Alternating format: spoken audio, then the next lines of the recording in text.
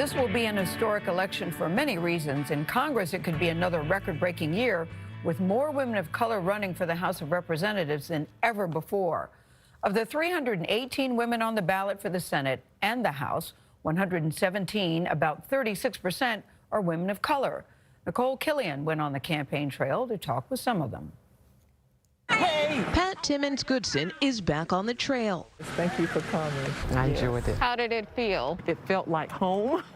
We caught up with the congressional candidate as she resumed in-person campaigning at this drive-in church service. Y'all, let's pray with our feet and go out here and vote. Her latest stop crisscrossing North Carolina's 8th district, one of the most competitive in the country. What do you see as the key issues in this race right now? Health care, health care, health care. She got into the race after serving as the first black woman on the state Supreme Court, hoping to make history again. You are one of a record number of women of color running. What does that mean to you? I'm proud.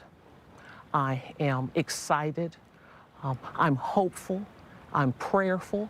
At this time in our nation's history, women of color are offering themselves. A record 117 women of color are nominees for the House and Senate this cycle, 84 Democrats and 33 Republicans. Approximately half are African American and more than a quarter Hispanic. I am running for Congress because many people in our representative offices aren't representing us. Candace Valenzuela would be the first Afro-Latina in the House of Representatives if she flips her Texas seat. This is a very powerful thing for me, but it's also very disappointing.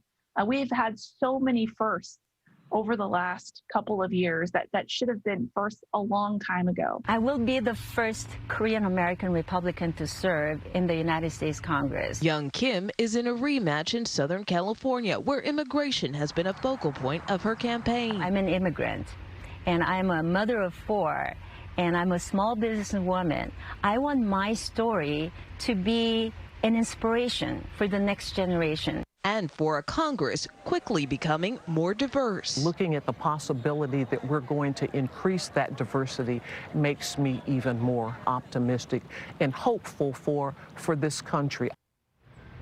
The current Congress is the most racially and ethnically diverse in history, but much of that is in the House. Over in the Senate, only 5 women of color have ever served in that chamber, including Senator Kamala Harris. So if she and the former vice president win next week, it would certainly be historic, but also mean a potential loss for her seat here on the Hill. Right now, there are only 2 women of color who are nominees for the Senate this cycle. Anthony? Nikole, thank you. Very exciting what's happening I know. here. When you look at the numbers, it's hard to believe that it's taken this long, but I'm just glad that we are finally here. Yeah. Glad that we're finally here. It's nice that Congress can look like the country. Yeah. It's overdue, but it's finally starting to change. It's catching up. I like what she said, Tony, when she said, you know, there have been so many firsts these last 2 or 3 years. Yeah. It's just been a cycle of firsts. This is, I think, a continuation of the wave we saw 4 years ago with, you know, with so many women Exactly. running and then ending up in Congress.